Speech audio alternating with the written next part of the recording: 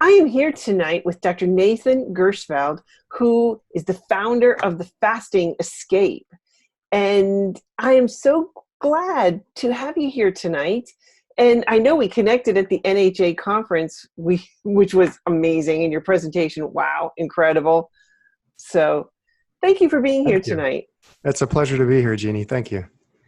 Well, you mentioned, you piqued my curiosity. I can't help it. You said you started in electrical engineering. Okay, but you had a life-changing health experience. What happened? Well, the story kind of starts with my grandmother. And growing up, my grandmother, when she was about 60 years old, she had a bunch of health problems, and that motivated her to go seek out some help. And she eventually stumbled upon the hands of a chiropractor who helped her back pain tremendously. So she ended up going from being a chemistry teacher, and she ended up just retiring. What's that? Yeah, thumbs up. I like chemistry. Oh, got it. Yeah, I'm a chemistry teacher too. Yeah, so she went from being a chemistry teacher. So yeah, the story starts with my grandmother. And so she went from being a chemistry teacher to changing careers and going to become a chiropractor at 60 years old. So Wow. I guess it was in the genes to just be highly open and change careers. But so in her journey, she was going to school and learning all the stuff you need to learn to become a chiropractor.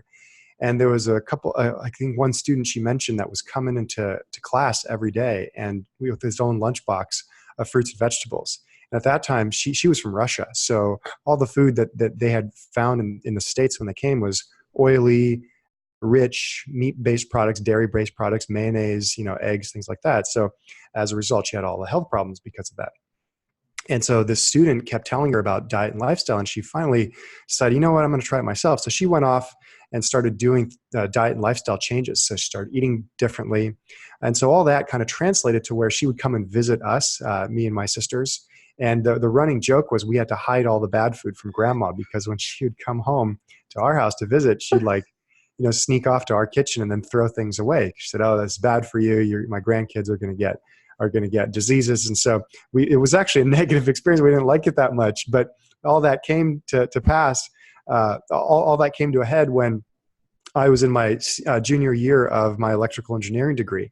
And by the way, what my grandma had done when we were kids, it never really rubbed off on me. Like we always kind of knew that there was a connection between diet and disease, and that we needed to eat healthier if we wanted to be healthier. But I did what I did. I ate a lot of vending machine food. I ate a lot of, I hate to admit it, but I've even eaten the burgers that are in vending machines. If you can imagine just how disgusting those are. But, those are bad. whatever you gotta be low to get through engineering exams. So, and at that time, if I didn't eat for 4 hours, I thought I'd starve, So anyway, all the food and all the stuff that I was doing to my body eventually came to a head because the doctor found that I had a tumor in my neck, which right on my thyroid gland. He found that I had hypothyroidism and found that I had Hashimoto's, which is a autoimmune condition where the body attacks the thyroid thinking that it's a foreign invader.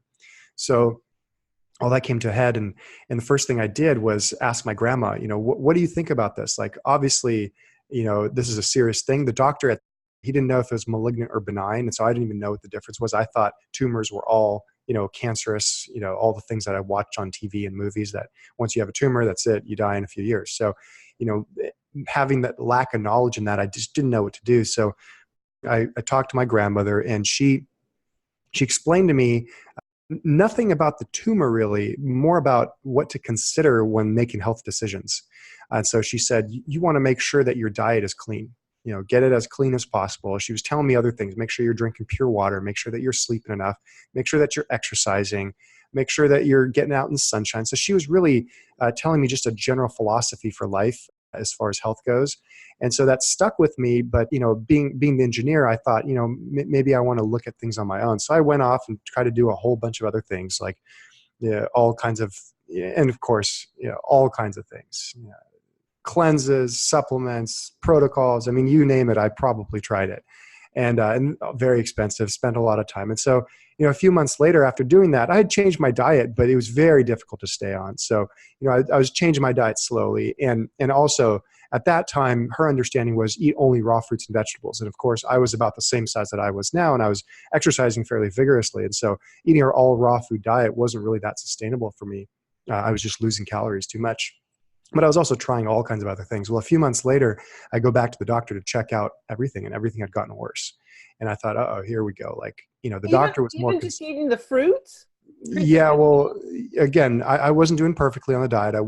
Just how difficult it was. I wasn't eating that perfectly. I'd stumbled upon a lot of high fat, high fruit, high sugar foods that were, the nut based things. But the point is that I don't want to bog down too specifics because I don't know what it was. The point was I was doing a lot of supplements, a lot of cleanses, and God knows what else I was doing that wasn't conducive to health. But the truth is that I don't know. There was a lot of things I was doing. And so I decided, I want to fine tune things. And she had mentioned that there was this like clinic up in Northern California, which at the time was called the Center for Conservative Therapy. And so I called up the owner or the founder. His name was Dr. Alan Goldhammer. And I talked to him, and it was really refreshing to hear a doctor, somebody who knew more than I did about anything really with regards to health, just said, yeah, you can come up here and we can we'll talk to you about what's going on, have the medical doctor examine you, and then we'll do a fast.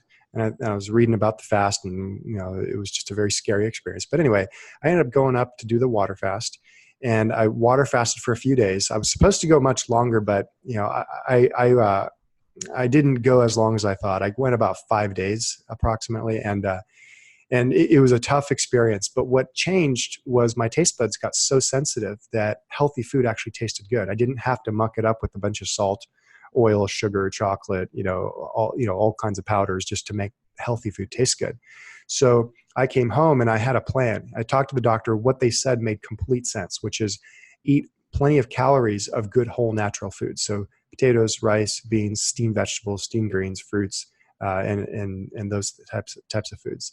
So I came home, did the diet for a couple months or so, then finally got another ultrasound and showed my tumor had shrunk by half.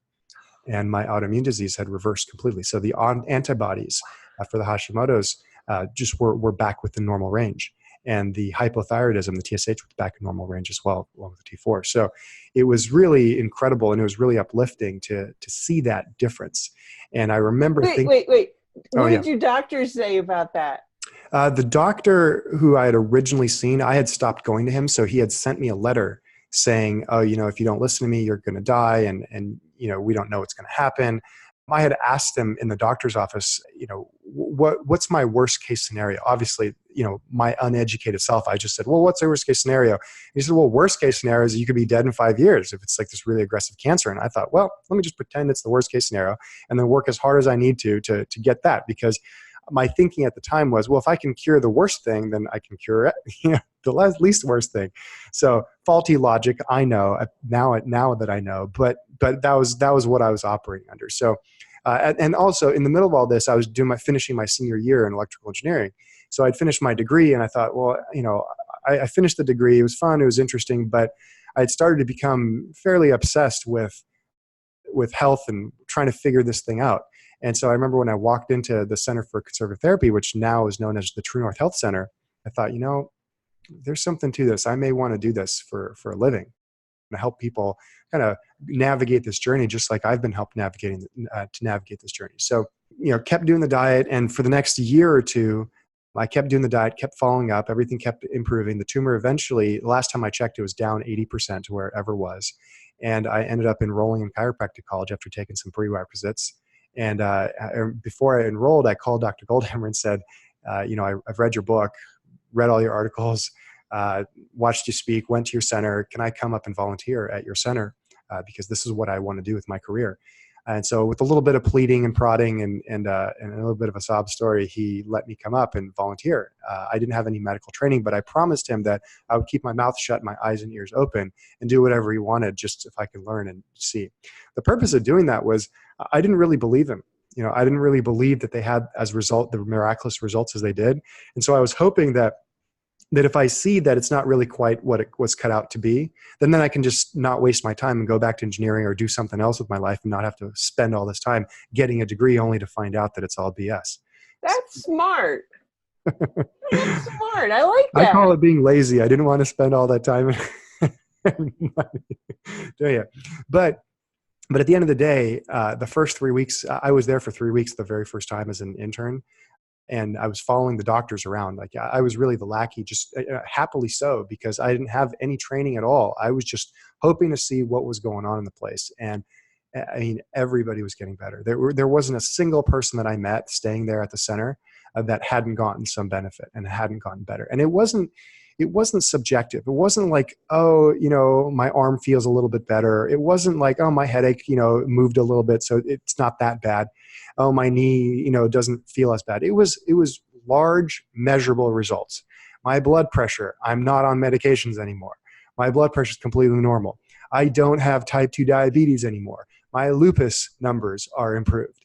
My inflammatory numbers are improved. I mean, everything that I saw there was incredible. And I credit Dr. Goldhammer because he would screen out people that he didn't think would get a good result, and so he'd only let people in that would have these type of results. So it was really nice to see that he was just picking the people that he could help in them. It was just phenomenal to see. And so that was when I said, you know what, this is what I want to do. So my entire career, my entire schooling was focused on learning what I needed to learn to run a fasting center, essentially.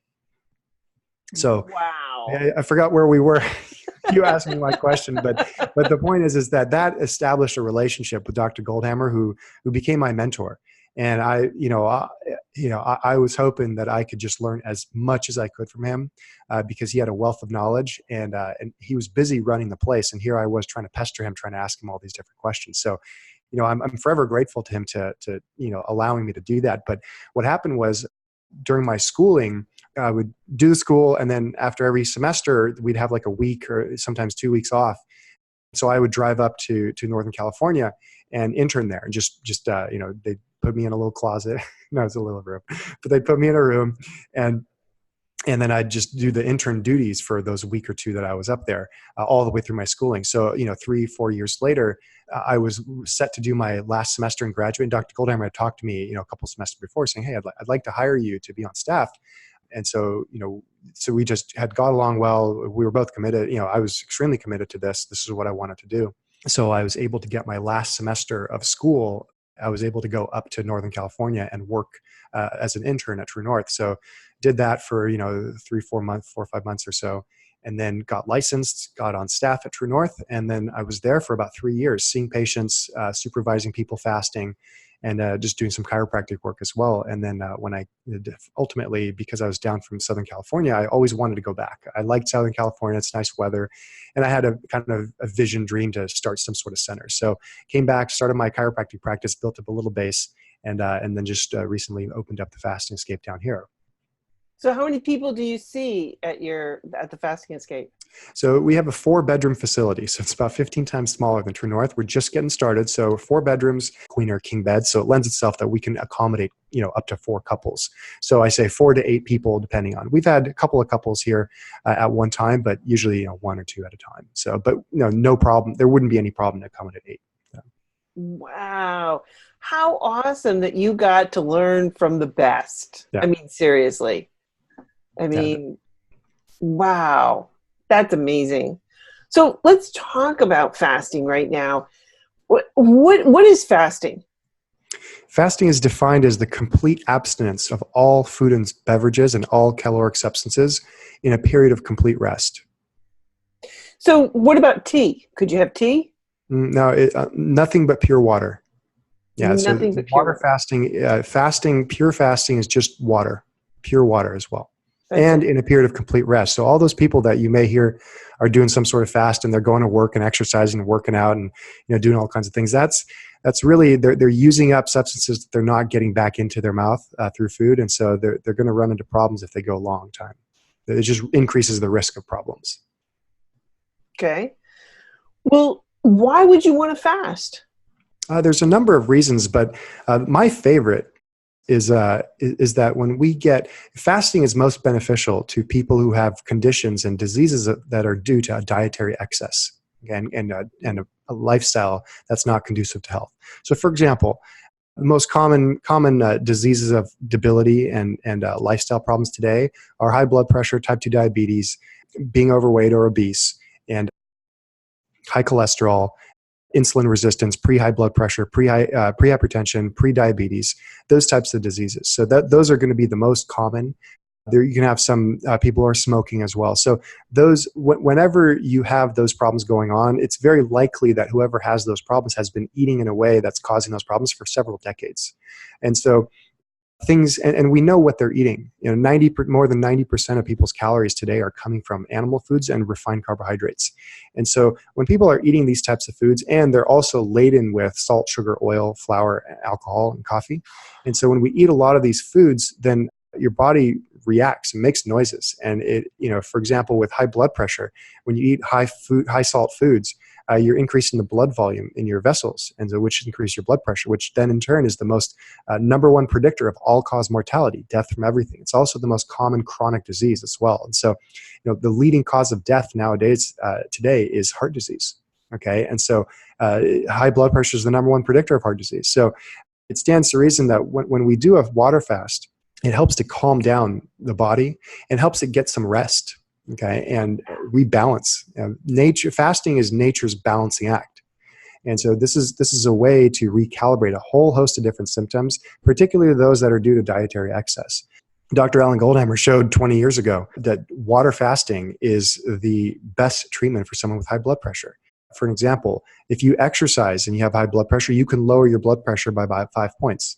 If you lower your alcohol consumption from about half a bottle a week to about half a glass a week of wine, for example, you can lower your blood pressure by about 7 points. If you take blood pressure lowering medications, you only get about 12 points. Okay. If you lower the salt intake of your diet, you get 16-point drop.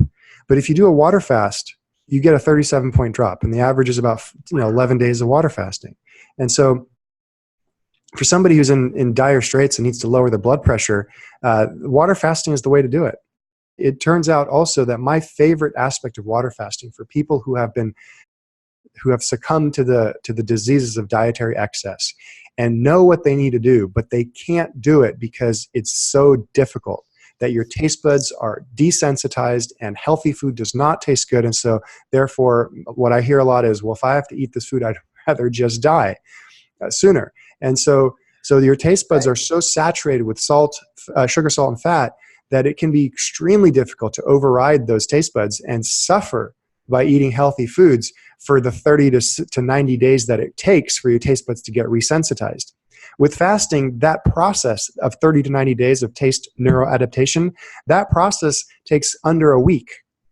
So you can accomplish in a week with your taste buds what it might take you to suffer for 1 to 3 months. And so that's my favorite process of it all. And I routinely hear patients telling me when they first come in that the food that they're eating before they start fasting isn't that tasty. Like it's really, they're forcing themselves to eat it because they've spent some time and money getting here, and they're willing to suffer for a meal or two, but it's not something they think they can sustain. But after they fast for a week or two, all of a sudden the salad tastes amazing, the steamed carrots taste incredible, the steamed zucchini, all those foods taste incredible. And so it's a lot more conducive to starting that process and getting that momentum back, because the food actually tastes good and you can stick to it a lot longer. I know, just touching back on your point about the salt. Oh my gosh. This is one of the things that I've learned about myself. I kind of call it like peeling back the layers of an onion, because, you start to learn about yourself and you start to realize some of the things, your body. And I never realized I was so salt sensitive. I mean, like uber salt sensitive. And I'm one of the few that actually get blood pressure headaches from that. I mean, I know when I can tell. And for a long, long time, I always had headaches, chronic headaches. I would have ibuprofen in my drawer, in my purse, in my nightstand, at work, every place. Because I, constantly was having headaches. And now that I've gone plant-based and I've gotten the salt out, no more headaches. Almost like there's a connection. Yeah, right? And even still, to this day, I'm so salt sensitive. I remember when we had gutted our kitchen and I'd gone to a restaurant and I got a cup. I got a salad and a cup of black bean soup, and I made sure there was no oil, made sure it was vegan, and I forgot to check the salt. Duh. Because I usually don't eat out much anymore. I mean, but our kitchen was totally trashed. I mean, because we were gutting it and rebuilding it and redoing it. And I ate that, and I didn't even get out to the parking lot. And I thought my head was going to split open. And I Googled how much salt was in that 8 ounces was 56% of the daily nutritional requirement for salt. It's incredible. I mean, yeah, you are highlighting just how difficult it is to eat healthy in the world today. It is. I mean, even we went out to another restaurant. My husband and I, we were traveling, and we stopped at, and I said, okay, they have some beans, they have some rice, they have, some salsa. I'll just get that, no wrap, because I know there's oil and salt in the wraps. And I said, I'll just get this. And thank goodness the line was really long. Because I immediately, I got my phone out and I'm like, oh, let me Google this. Let me see how much salt is actually in this before I get, Yeah. And thank goodness, because it would have been about 2.5 days of how much salt for a person. 2.5 days worth of salt in one meal. Right. It's incredible. And this is one of the reasons why people drop their blood pressure so quickly when they start water fasting, is your body no longer has to hold on to the extra water to balance out the extra salt. It's so true. Oh my gosh. Well, can fasting damage the body? I mean, in any way? Well, there's a couple of conditions where we don't fast people. One of them is when they are already emaciated and have what's called cachexia, where they are completely emaciated and they're 25% below their ideal body weight. So the definition of fasting, again, is the complete abstinence of food and drink and a period of complete rest. And then next to that is until the reserves are used up. Okay, so once the reserves, your leba, the reserves, that the unnecessary reserves, so extra fat, are used up. Once those are used up, then we start a process called starvation. Okay, so we never get close to starvation, because most people, even a young man, can fast for several weeks before they start starving, before they enter starvation. But that's one condition. Another condition that we'll actually see more commonly is when people have chronic kidney disease. If they have an elevated creatinine, if they have an elevated, a depressed GFR, which is glomerular filtration rate, this is how much the kidneys are working hard, and if they're processing the appropriate amount of toxic substances. If those are not working, then fasting is going to make things worse. And so this is why fasting under supervision, particularly if you're fasting longer than a couple of days, you have to do it under trained supervision. If you do a water fast and you had kidney disease for some reason and you didn't know that, you can make it worse. And so we have to get baseline blood work, chem panels, and to make sure that to see where we are. And so those are the two things I can think of. The third one also is pregnancy and lactation. It doesn't make things worse; it just dries up all the milk, and so mom's going to have trouble lactating. Pregnancy, we don't know how babies react to being in ketosis, if the mom's in ketosis. I mean, we do know from diabetics how the baby reacts, but we don't know how the fetus reacts to being in ketosis due to fasting. So it's not something we want to try. The point is that most people are dying from diet-related diseases. And so in the case of chronic kidney disease, when I have people here who have chronic kidney disease, we just feed them a healthy diet. And in many cases, in almost every case, if they can sustain the diet, then the kidney disease starts to improve. Or if it's very long-standing, it's not possible to improve, but at least doesn't get worse as quickly, or we slow down the progression. So I've seen this clinically. We've seen this I've seen it at True North Health Center. I mean, so this is why your doctor will put you on a low-protein diet if you have chronic kidney disease. But the point is that there's a few things that go wrong if you don't check before fasting, if you don't have appropriate monitoring. Well, like Walter Kempner from Duke. Have you heard about him? The rice diet? What happened? Tell me about it. Rice diet? Tell me about what happened with him. Well, he created this. It's called the rice diet. It was through Duke University, and he was helping people that had severe high blood pressure. This was back in I want to say the 40s, and he was helping people really change and lose weight, and reduce their high blood pressure. But also people who were having issues with kidney problems, and cleared them up just with the rice diet. And I mean, it's not just rice that he was, feeding them, Right. but No, that's I've what heard it was of Walter called. Kepner, and I'm glad that you brought it up because I had never known that he was dealing with people with kidney problems. It doesn't surprise me. Carbs are not bad. Certain, the macronutrients are not bad. It's actually the whole plant. It's a whole food. It's the whole diet. It's the whole balance of your entire lifestyle. So you might be eating perfectly, but if you're not exercising, not getting enough sun, not getting enough sleep, in a stressful situation, you're not going to be doing as well as someone who's doing all the rest of those things. If you're eating a diet that's maybe an 80% of how clean it is, but you're sleeping on time, you're exercising well, you're around people who you like and love, who like and love you as well, and you're getting some sunshine, you're living a healthy life, you're going to feel really good. So the point is we want to keep balanced. Fasting helps to balance things out when things get out of control, particularly for those diet and the lifestyle related diseases. If people are sleep deprived, or maybe and they're sleep deprived because they're drinking so much coffee, you come and do a fast, all of a sudden you sleep for 7 days straight, pretty much get rid of all the coffee, the caffeine, headache, withdrawals, nausea, vomiting, get it all out. All of a sudden you're feeling way better. You get some better sleep when you get home. I know caffeine has a half-life. I mean, most people don't know about this. Yeah, the half-life of caffeine is an interesting thing because on one hand, it's a trap because when you drink caffeine, you become your heart rate elevates, your blood pressure increases, and so therefore you're more anxious and therefore you're more productive. And so it's got one benefit, but the problem is that long-term caffeine is not a health food. It's not a healthy use of your body's reserves. So, and it disrupts your sleep. It disrupts not only the type of sleep, which is the REM cycle sleep. Sleep is crucial to clearing out the debris that's created in your brains from all the emotions and thoughts that you've had throughout the day. And so if you wake up tired from the night before, you didn't get enough sleep. And what that effectively means is that you didn't clear out enough debris. And so you're waking up with a dirty brain. And so when you wake up tired, that's what you're feeling. When you wake up tired and you have to get through the day and you have to drink coffee, now all of a sudden you can get through the day, but you're living on borrowed energy. Your body is still tired. You just don't feel it. It blocks the signal from your brain that you're tired. And caffeine particularly has a half-life of 6 hours.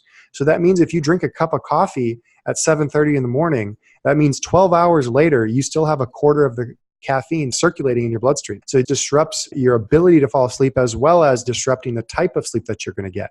Decaf coffee has the same problem. It's got sometimes up to 25% of the amount of caffeine that regular caffeinated coffee has. So we've got to get off of this caffeine if we want to hope to get good night's sleep. And if we don't, we're going to pay the price. People who are sleep deprived, and we're talking about below 7 hours of sleep per night, they are 40% more likely to be dying of stroke, cancer, Alzheimer's. All kinds of these problems are going to be caused by sleep deficiency. Yeah, it's true. I mean, just following that at, you said 7:30 at night, you still got 25%. At like 2, 3 o'clock in the morning, you still have 12.5%. Yep. Of the caffeine that you ingested at 7:30 in the morning. Right. Mm-hmm. And people don't understand this. And they're like, oh, no, I'm not going to have any in the afternoon or the evening. I'll just have my cup of my coffee in the morning. And it's like, no, it stays with you all day long. Wow. Yeah, that's why we lock them up here and we don't give them anything. Right? You're in people lockdown. Are coming here. People come into a place like Fast and Escape or True North Health Center or these like type of centers, highly motivated. They can see the writing on the wall, which is they're using borrowed energy, and they're alert enough to know that they may be caught in a trap, but they don't want to pay the price later. And so this is where they have to get off of it. It's very difficult. It is an addictive drug. And so, it's just tough. You can get off coffee yourself at home. You just want to block off the entire weekend so that you suffer silently and without too much out of life. I mean, you get headaches, you get shakes, jitters. I mean, it's pretty intense when you get off caffeine. Right. And it's the same thing if you're drinking coffee. And I tell people, you got to get off coffee. Oh yeah, no worries. I just drink tea. Same thing. Black tea, green tea, all those things have caffeine in it. So we want to be drinking nothing but water as much as we can and removing that caffeine. Well, what about electrolytes? I mean, is this an issue when you fast? Yeah, it is an issue. And we are monitoring blood tests every 7 days of a fast, more often if we need to. And so again, another reason why it's good to be monitored once you start going more than a couple of days of water fasting on your own. And again, if someone's got some kidney disease or some other problems, then yeah, symptoms can reveal those things. yeah, we are monitoring all forms of electrolytes while you're water fasting. And if they dip below a certain number, a certain threshold, then it's time to terminate the fast. And so sometimes people have enough reserves, like they have enough fat to last them a long time while fasting, but they may not have enough electrolyte reserves. So we're looking at those closely to make sure that we're not imbalance somebody unnecessarily. So coming into the fast, do you have them transition into the fast, or do they just come in and hit the ground running? I talk to everybody on the phone before they arrive here, and that's to make sure that they are good candidates for fasting. And so we want to make sure that their condition is one that I feel confident will respond well to fasting, so that they don't get upset and that they know exactly what to expect. Everybody that comes here, I let them know that fasting is a very intense experience. It can be miserable. It's not that fun, but as you get better, you'll be happier for coming. So before they arrive here, they are getting blood work done. And so I have their blood work before they arrive, and that's going to tell me the state of the body. You can look at symptoms all we want, but if the electrolytes are off, or the kidneys have problems, or we've got some anemia, other problems can happen before they even come here. But I instruct everybody that before they get here, at least a week, maybe 2 days before they get here, they're eating really healthy food: fruits, vegetables, steamed vegetables, nothing else.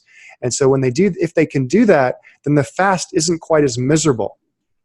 Okay, if they don't do that and they decide they want to start fasting anyway, or they sometimes, people may forget what they ate and it turns out to be bad, then they may have a pretty miserable time the first couple of days of fasting. But everyone comes here and the preparation is just to eat whole natural foods for a couple of days. Or they come here and they eat the whole natural foods before they start fasting. And then they just start fasting. They eat their last supper the night before, and then the next morning they start the fast. So I check everybody every day, and then we do blood work and urinalysis every week, including the first day that they got there. So in this way, we can track and see what happens while they're actually going through this process. Do you get some people that just say, I'm going to have one last meal at Bob Evans or, the steakhouse? And oh, yeah. Yeah. And then they have to eat here for 2 days. So they end up having their last meal the way I want them to. Okay. All right. Yeah. Yeah. So, very rarely will people hide it because, it takes a lot of courage for somebody to look and introspect inside their life and say, you know what? I'm a little bit out of control with the food, and I know what I need to do, and I want to do it, and this is how I'm going to do it. And so, there's a very serious people come here, people who are very interested and highly motivated to get healthy through natural means, without technology, without getting needles done, getting any poked, prodded, without getting any procedures done. I mean, these are highly motivated people who have taken responsibility for their own health and really want to see it through. And so I don't get a lot of people who are going to trying to get away with stuff. It's to the extent that I've seen people eat foods that are not conducive to health while they're here. What I credit it towards is this is how tough it is to escape the pleasure trap. It's true. This is how tough it is. There's no version of the pleasure trap 1,000 generations ago. It just didn't exist. So even if you had the chips in you that cause or that little bit of lack of discipline, or natural cravings for high calorie foods, just the unhealthy foods just didn't exist back then. So it would never express itself like it does now. Now they're all over the place. You can't ever eat everything eat all the burgers off the tree. You know what I mean? Whereas you could have maybe eaten all the avocados or nuts or the richest fruit off the tree, and then it's gone, and then you have to wait till next season. Can't do that now. Now it's all over the place. So it won't stop unless you die of something. So. And food addiction is real. And I'll be the first to go, hi, I'm Jean Schumacher. I'm a food addict. I mean, it's real. I'll never forget. I mean, I've been plant-based for a while. And my husband came home one night. And I've been really trying to stay low caloric density. And he came home, and my husband is not a food addict. He can take chocolate and, like dark chocolate, the high percentage, whatever, and put it in his desk drawer. And he can take a little bite and come back 3 weeks later and go, oh yeah, here's some chocolate. No, if that were in my house, forget it. I'm eating it till it's gone. Mm-hmm. And he came home one night and he's like, you've been really good. And, so he brought this little bag home of nuts with some, pieces of dark chocolate in it. So, technically still pretty good, clean, whole food, plant-based for the most part. And he poured those into my hand, it was a little tiny bag. And my brain went, huh, ding, ding, ding, ding, ding, ding, ding, ding, ding. I call it my inner raccoon. And my Mhm. inner raccoon came out, and I scarfed that down and immediately got up and went down. It's like, do you have any more? I Yeah. mean, in the best food addict, I mean, as yeah, he's like, I think I might have another bag out in the car. I'm like, Yeah. you have another bag out in the car? Can you go get that? And what do you think every night when he came home? What do you think for like the next week? It took me a week for my brain to calm down. Yeah. At least, Yeah. You can imagine you have a cat that's walking down your neighborhood houses, and it spots your yard, and it, poops on the lawn, scratches your dog, messes up your flowers, and then scratches on the door looking for food. So if you feed the cat, it's going to be back tomorrow, and it's going to keep doing that every time it comes back. It's going to scratch your pets, poop on the lawn, eat your flowers, scratch on the door, ask for food. And it's going to keep going, keep going, keep going, keep going. And then if you decide not to feed it, guess what's going to happen the next day? It's going to raise hell. It's going to raise hell, and it's going to do that for a couple of days. And once it does that for a couple of days and you stop feeding it and you keep not feeding it, then it's going to go away. And it's going to say, all right, it's not worth my energy to go to get some food from this house. And so you might think that now all of a sudden, you got rid of the cat, it's not coming back. But you know that a couple of weeks down the road, it's going to be strolling down your neighborhood. It's going to spot Jeannie's house over there and say, oh, let me go check and see if she's available for food. And it's going to scratch on your door. And if it scratches on your door and you feed the cat, it's going to be back the next day. And then in a couple of days, it's going to be pooping on your lawn, eating your flowers, and scratching your dog. So, this is how these cravings work. And so, we know that we have to break the cycle when you have cravings. And in your case, it sounds like you if you broke the cycle, all it takes is a couple of days to break that cycle. And if oh, you, it was more than a couple of days because every night for about a week yeah, after my husband came home, I'm you're like, craving it. hi, did you Right. bring Yeah, and anything? your brain knows where to find the high calorie foods. And Right. so in your case, it sounds like it took a couple of days of just eating the unhealthy food to now it's like lit up the circuits, and now you want it, and then it takes a little bit longer to stop it. Which Oh, it wasn't a couple of days. It was just one night. oh One night. yeah, so you One got some night. circuits in there that you get one in there, and all of a sudden it trips it up. So yeah, It's true. It's this is, true. and that the first night without them is the toughest night. And the second night is the second toughest night. The third night's the third toughest night. So the longer you go without these unhealthy foods, the easier it can be. And then once in a while, you might have a few really intense cravings in between there. But the point is that this is what we call breaking the cycle. And so if you're lucky enough to be able to do that on your own, congratulations, that's really tough. But a lot of people, if they've eaten so many unhealthy foods that they get a disease like type 2 diabetes or high blood pressure, then chances are they need to go somewhere and get locked up because it's not going to be easy. It's not. It's Yeah. not. Or they have to take Honestly, your weight loss course so they can get, understand, right? so they can get that, so they can get the facts straight about it. Because, Right. in addition to being tough to do, if you're fed the wrong information because, you're looking it up and there's just a lot of information out there, then it's going to be hard to do. It's just another distraction. I tell my patients that trying to find good health information on the internet is like looking for an engagement ring in a swap meet. Like theoretically, you might find it, but you're going to have to sift through a lot of garbage. And if you're lucky and you find it, you may want to bring a professional to examine Oh it and my make sure God. that it's actually There's legitimate. so much misinformation out there. It's crazy. A I lot of mean, conflicts of interest, so I'm not yes. surprised. Yes, no. And people that I don't know once I respected have gone, like, oh, we're going to start selling supplements now, and it's like, what? Anyway, but no, there's a lot of misinformation, especially with the keto and the paleo diet out there. It's like, oh my gosh, people, Hmm. don't you know what you're doing? Hmm. Anyway, I know Yeah, we're there's a getting lot of off topic, but misinformation out there. Yeah, I think people who are highly motivated to reverse their disease, they won't quit until their disease is reversed. So, they can try a lot of things, and ultimately, this is why the most motivated patients end up finding the information that works for them. so what changes? What's the most spectacular change that you've seen in someone? Oh, as I mean, far as besides fasting goes. yourself. Yeah, as far as fasting goes, the results that I've seen are just so incredible that I feel lucky to have found this profession and lucky to have found this way of helping people. I have people here that routinely are on blood pressure medications for decades.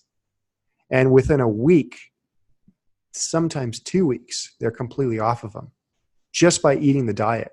And they're coordinating with their medical doctor to make sure it's all kosher, but they're just eating the food. And in just a couple of days, maybe a week, they're off their meds and they start water fasting. I've had people who are type 2 diabetics, and within a couple of days, their blood sugar's starting to come down and normalize, and they can get off of their oral hypoglycemics. Type 2 diabetics who've been diabetic for 10 years, 20 years, 30 years sometimes. People who have been overweight and have reached what they call the plateau. They come here and all of a sudden the food, they can start to lose weight very quickly. And the important part is they see a path where they can do it at home because they're not hungry, they're eating to satiety, and they're watching these results. I just mentioned eating. This is not even until they fast. This is just eating the food. And then when they water fast, we see incredible results. As blood pressure problems go away, blood sugar problems go away, cholesterol problems go away, aches, pains, and joints. I have here, it's upstairs. It's a 2-story place. And so the bedrooms are upstairs. And so every once in a while I have people come in and I tell them over the phone that it's upstairs. And they say, okay, well, I may have to stay up in my room the whole time because my knees hurt, my joints hurt, and I don't think I'll be able to go up and down the stairs the whole time. No problem. That's okay. The rooms are very comfortable. But within like 2-3 days of water fasting, they're walking up and down the stairs saying, my knees don't hurt anymore. My body doesn't hurt anymore. And so it's really kind of cool to see. I've had so many really, fascinating results that there's a couple of testimonials, video testimonials that I recorded that are on the website, fastingescape.com under media or testimonials, I believe it is. So if you look at those are pretty fun to watch. Always brings a little tear to my eye. It's true.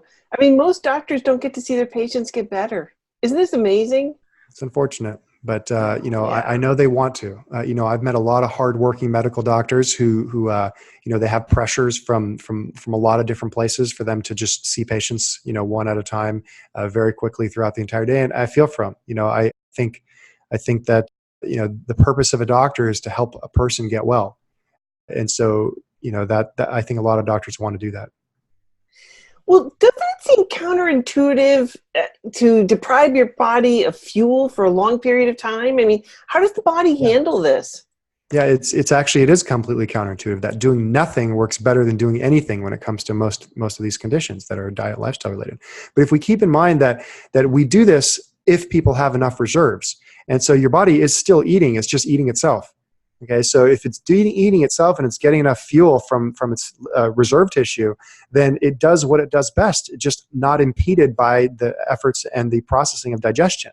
And what it does is heal itself. In the same way that your hand, if you cut your hand, nothing that we have discovered so far in medical science or otherwise, nothing can heal that cut faster than your body heals that cut itself.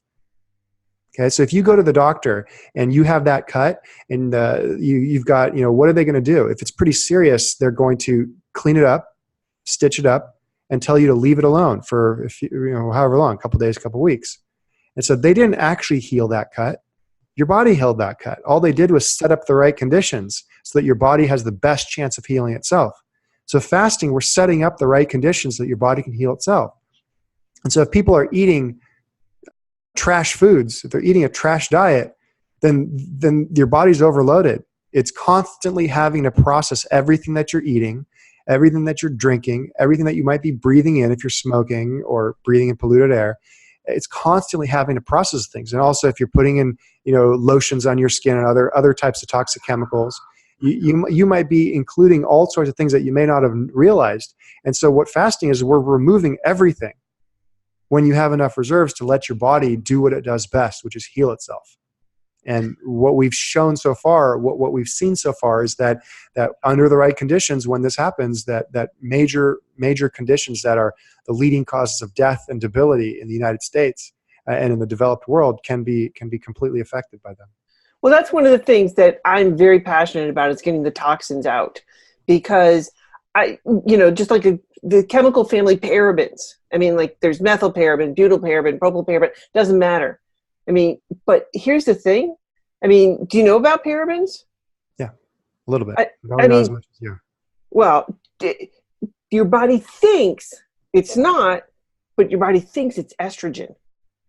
and it's bioaccumulative. And so it's staying in your body, staying in your fat. And for women, it'll have an impact someplace on the reproductive system. But parabens, and it's in everything. I'll never forget, I broke my wrist. I'm now banned from ladders. I was staining we have a house up on Cape Cod, and I'm now banned from ladders. But the ladder slid out and it slid down. And anyway, I had to have surgery, and I went for therapy afterwards. And she comes in and she clunks down this big tub of whatever, cream. And I said, what's that? And she says, oh, I'm going to massage your wrist. We're going to stretch out your muscles and your tendons.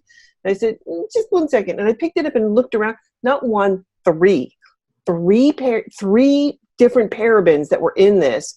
Not only that, but there was 2 other major endocrine disruptors in there. And I said, man, no. And I pull out my Mary Poppins bag and I start digging down into it. And I said, hey, we're going to use this. And I didn't say anything. And finally she said, why? And I said, I said, first of all, how old are you? She's like in her early 30s. I said, you got kids? She said, no. I said, did you want kids? I said, because in 26 seconds, that's going into your bloodstream. This is more about you than me, getting one of this massage once a week, or for therapy. But the toxins are phenomenal. And it's just horrific. I mean, and anybody that's listening to this, please go to the ewg.org, Environmental Working Group. There is a cosmetic database. They also have a cleaning product database, because the cleaning products are some of the most toxic things. My brother almost died because he took foaming bath cleaner. They had company coming over, and he went in, they had a stand-up shower, and so it was a small space, and it wasn't properly ventilated, not good ventilation.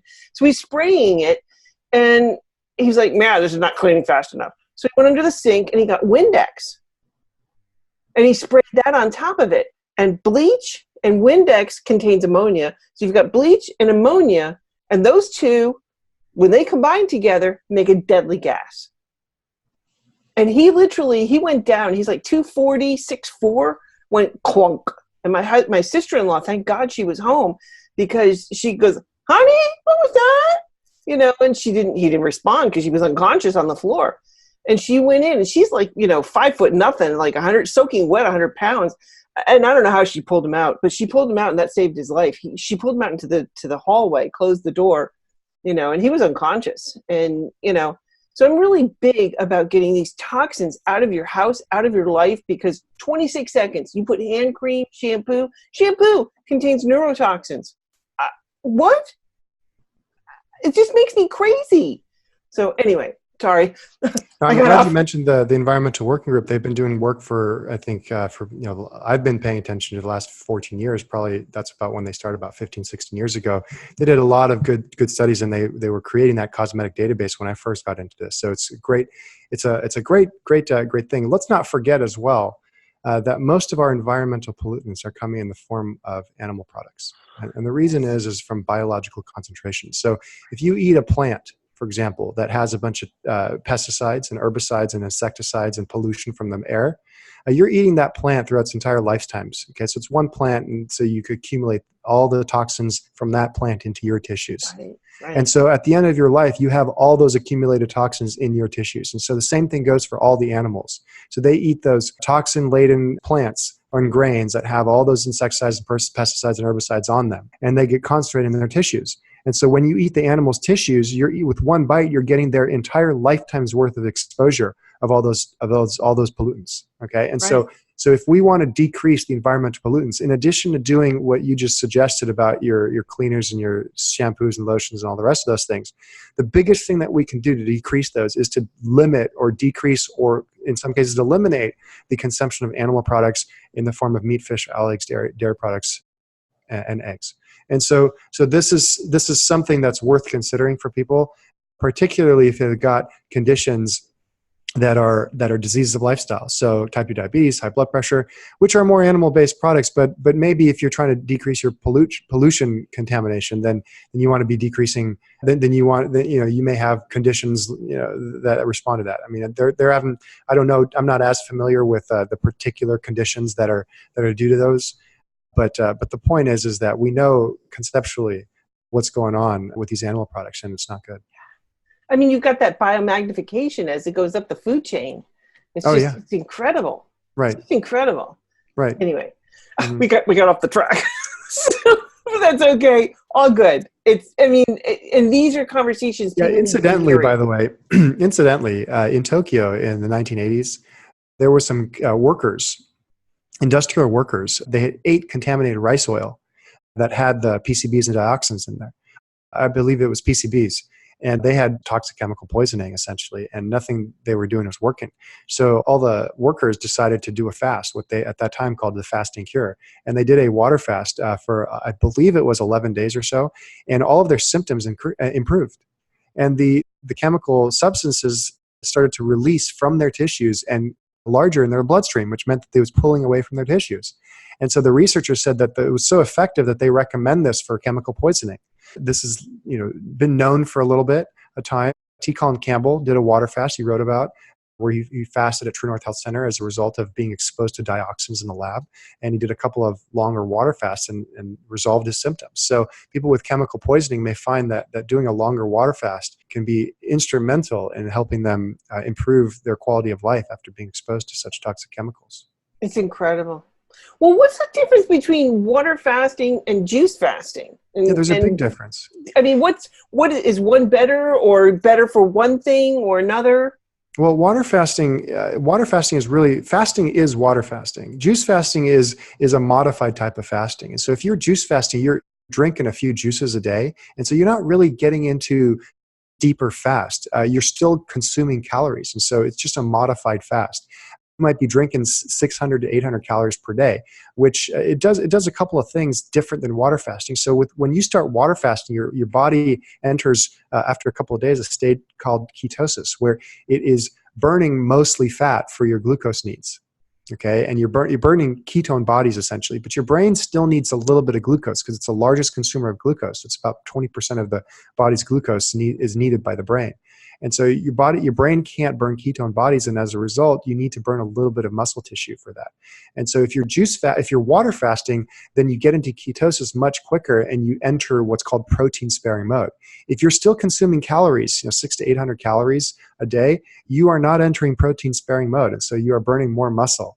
However, if you are juice fasting, the uses of juice fasting is particularly if someone cannot water fast because it's too intense for them, or they need some sort of calories. Maybe they're on serious medications that their doctor does not want to take them off, and maybe it makes sense for them not to discontinue the drugs right away. Well, you can still do a modified fast with some juice so they can still get calories in and not have to completely go towards completely towards a pure water fast. And also, we use juice fasting if someone is going through an acute healing crisis where they are water fasting, but they are feeling incredibly unpleasant symptoms for, all at once. You can do a juice fast for a little bit of time to modify that and slow down that healing process so it's not quite as intense and they can suffer through it a little bit easier. So there's uses to juice fasting, but we want to get to water fasting because it's the quickest way to do it. We don't like to waste time with these things. So if I talk to someone and I think that they can do a water fast, that's what I'm going to ask them to do. Well, once you go on either juice fasting or water fasting, a lot of these toxins are going to come out. How do people feel when these toxins come out? What are some of the signs and symptoms? Absolutely miserable. So this is. Let me just establish the context. The context is their vitals are normal and their blood work is normal, or at least it's trending in the normal direction. Or if it's peaking, we know that it's peaking. So this is in the context of taking data.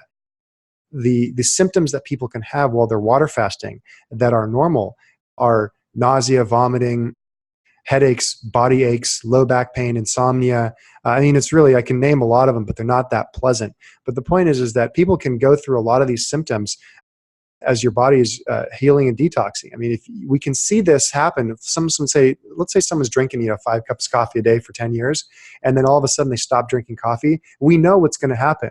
The first weekend that they're not drinking coffee, they're going to have an absolutely miserable time. They're going to be vomiting, nauseous. They're going to have migraine headaches. They're going to be, sleeping and going in and out of insomnia and then deep sleep and exhaustion. We know what's going to happen.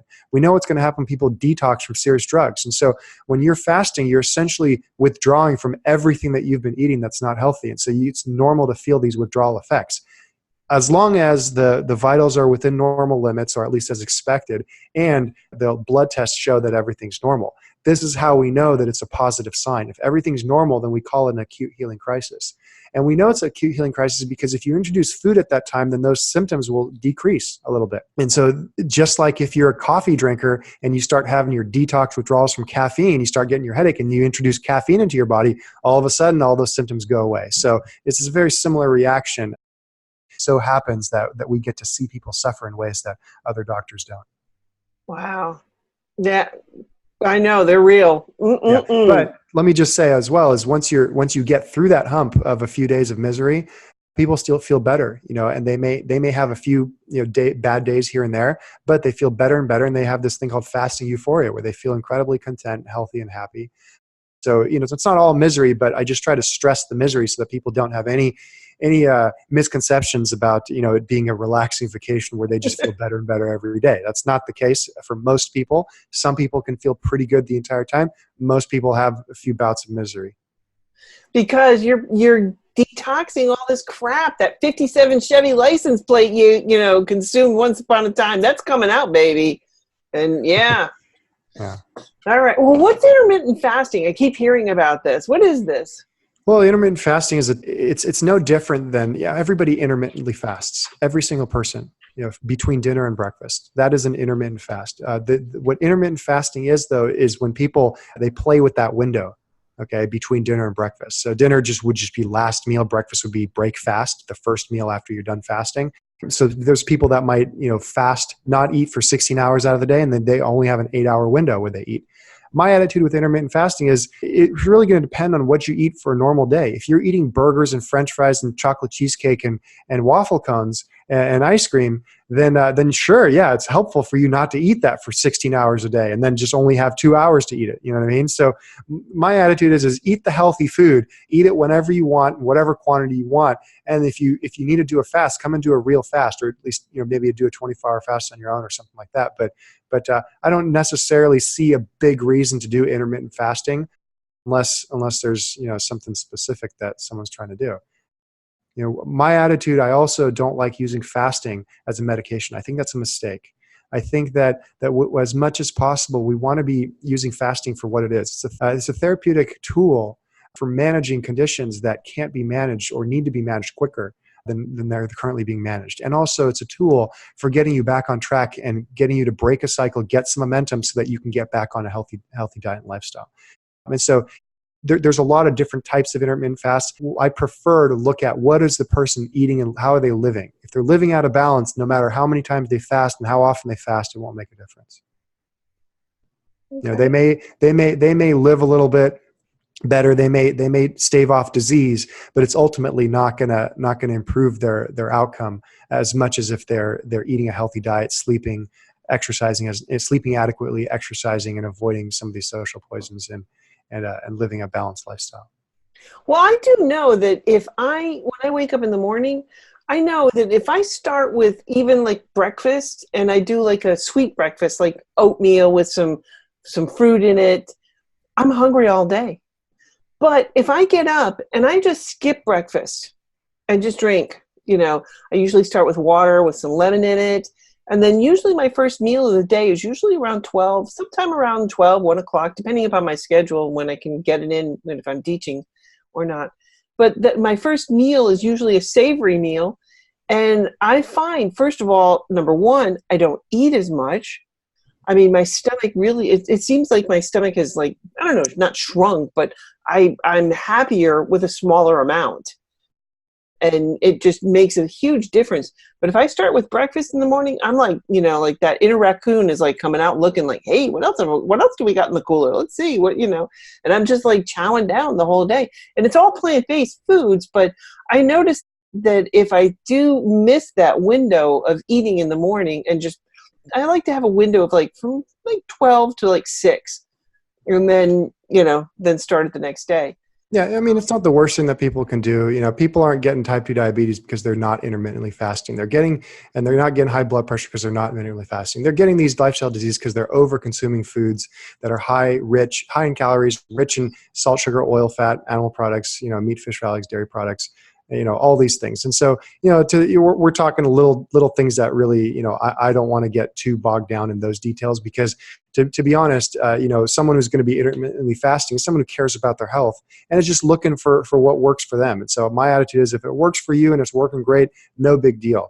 I'm speaking to people who may not know that their diet plays a bigger role than they expect. So they may be eating the normal diet, but they may just be restricting their window, at which point then we want to look at their diet. I think that's going to play a bigger role in their health than how often they don't eat and what window they eat. So, I think you're right. I think if it works for people, I have no objection to it, like conceptually.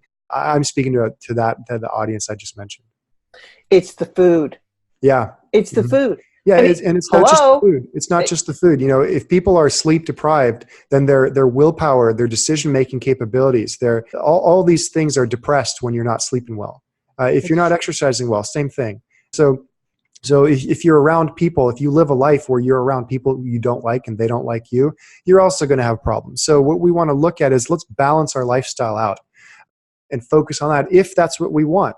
Some people don't mind. They have the natural emotional stability to be around people they don't like and who don't like them. And they do that as a cost benefit. They say, well, you know what? I can do that because I can accomplish a certain, work goal that I need these people for. And so they do that. But the point is that once we're ready to make health the major aspect of our life, we can't ignore diet, a balanced diet, a balanced sleep schedule, adequate exercise, sunshine, laughter, appropriate response to stress, and a loving social circle. But I think about it, it's the food that's going into our body. It's like, it's the fuel. I mean, yeah. I can't, why do not doctors know about this? It's like they don't get any education, or very few hours of education. Well, let's be real though. Medical doctors are very well-meaning individuals. They go to school to help people, and they're not taught how to help people with diet and lifestyle. And so they know about the human body. They know surgical techniques. If I've got a doctor on an airplane, I want them there to help if someone has a heart attack, if someone has some surgical need or something. That's what their specialty is. We can't expect a mechanic to know how to fix your dishwasher just because it has a motor in it. You see what I'm saying?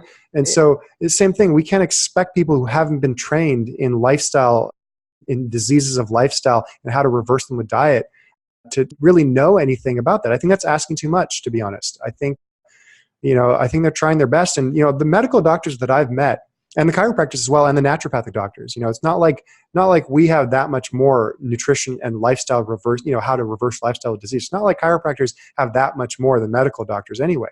But the doctors that I've met who learn this information, who want to learn this information, are curious. They're not antagonistic to it. They want to learn. They know, and so I think it's just like anything, every profession has people who are just, trying to figure out what they want to do and how to help people. And so I think, the information's there. That's why it's great that you have what you have as far as your resources go. That's why, all these places have resources, so that when people are ready and when they feel like they want to do something worthwhile with their life and their career and get sick people well, they know where to go. I know.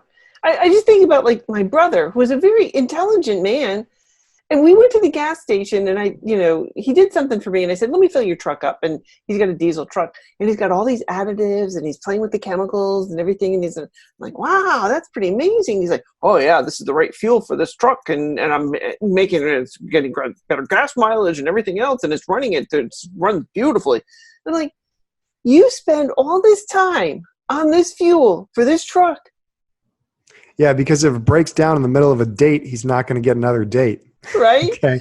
If your body breaks down, that's going to take 30, 40 years. And so yeah, there's a lot of reasons why people aren't interested, but we can talk about them another time. I know. But I just said to him, why aren't you taking more concern about the fuel that's going in? Just stop right there. Stop. Yeah. That's exactly what he did. I'm like, okay. No, really. Because I'm the only one in my family who's gone down this path, and I'm considered the nutcase in the family. But okay, whatever. Yeah, we all got to be a little crazy to do something like this. So. I know, it's extreme, right? Yeah. Alrighty. Well, is there any plant-based food that you should eat more of while you're fast? After you break the fast, or or during intermittent fasting or that kind of thing? My attitude is so when people are fasting, when they break the fast, we slowly, gradually reintroduce foods into their bodies. The more concentrated food comes last, the least concentrated. So things like fruits, vegetables, raw fruits, vegetables, steamed vegetables, then potatoes, and then starches, potatoes and starchy vegetables, grains, beans, things like that. Those come last. How But long of a process is that? it's half the length of the fast. So if someone comes and fasts for 2 weeks, they're going to break the fast and refeed for 1 week. If they fast for 30 days, it's going to be a 15-day refeed. So if they fast for 10 days, it's going to be 5-day refeed. So we make sure that they're booked long enough so they can have a appropriate refeed. So we can make sure that any problems that occur after refeeding, so they can recover and feel pretty good by the time they get home. But as far as after that, I encourage people to eat plenty of fruits, vegetables, potatoes, rice, and beans as much as possible. Have a starch-based diet and have a vegetable-based diet. And it's going to depend a little bit on what their goals are. So somebody who's trying to lose weight may have a little bit of a fine-tuned difference than someone who's at a normal weight and maybe not trying to lose weight as quickly. Or may trying to maintain weight. And then again, it's going to be a little different from someone who's lost a bunch of weight and is trying to gain weight back up. But the point is, we try to do things as plant-based as possible when necessary, and that way we avoid some of the problems I talked about with animal products. Nice. Well, wow. Let's go back to one. I just want to go back to the toxins. How do you handle these when they come out? Most of these toxins come out in your urine, so we don't have to worry about it too much. Okay. Did you see it Sometimes you have expressed a little in? rash in there, but I was just going to say. Urine. So we don't really test the urine for toxins. It's a big, expensive procedures that happen.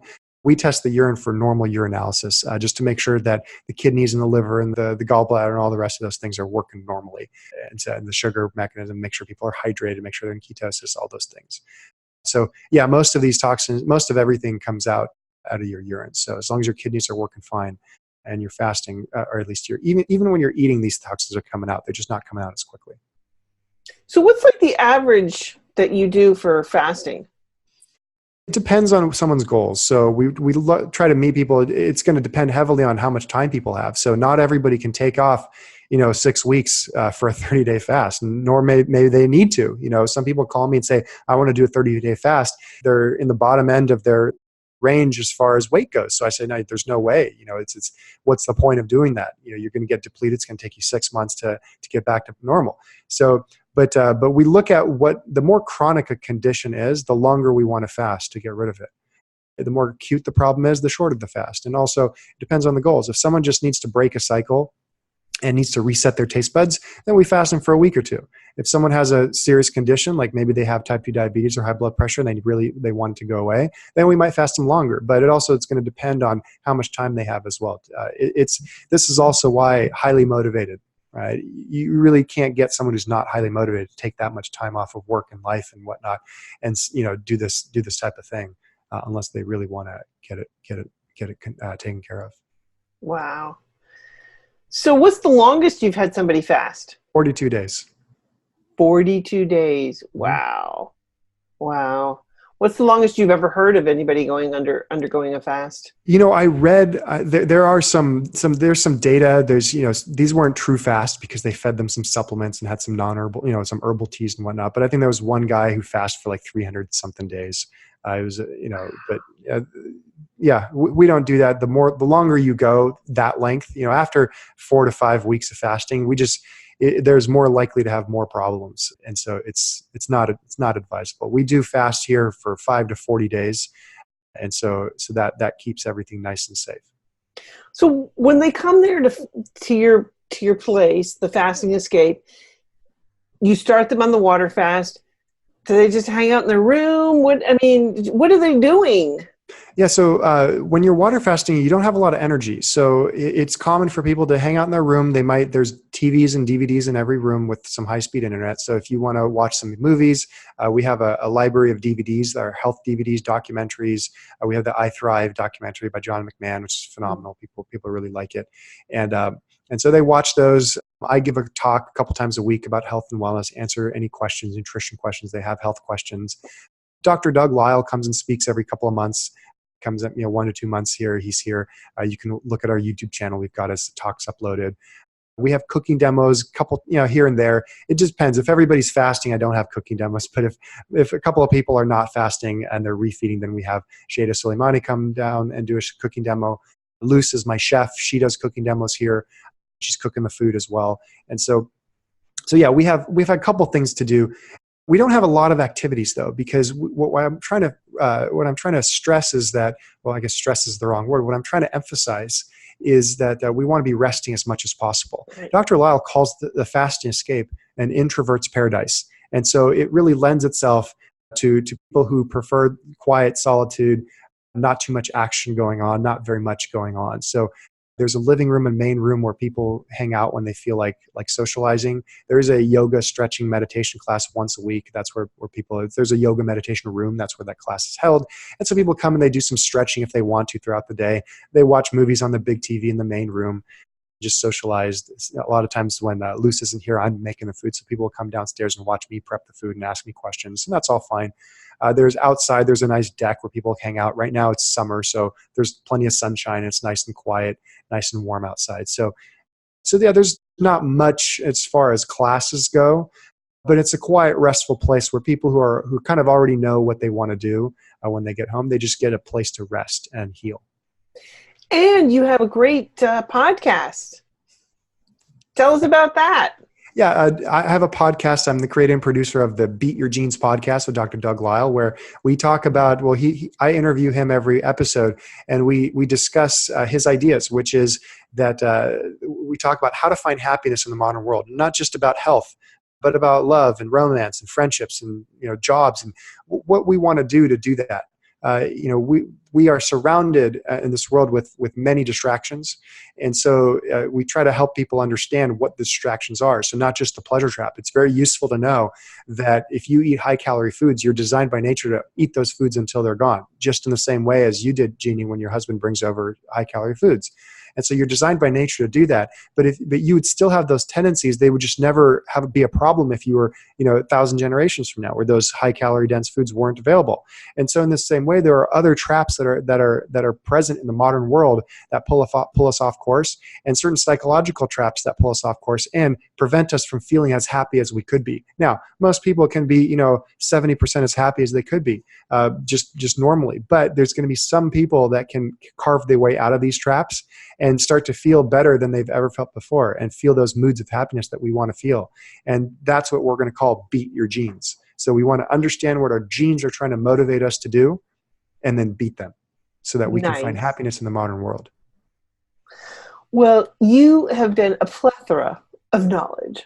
So thank you for sharing that with us tonight. And I just have to say, your presentation at the National Health Association Conference, what an amazing presentation. Thank you. So, wow.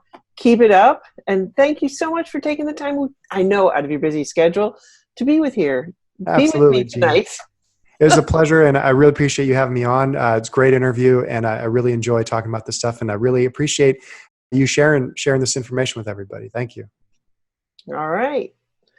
Dr. Nathan Gershfeld, The Fasting Escape and Beat Your Genes. Thank you.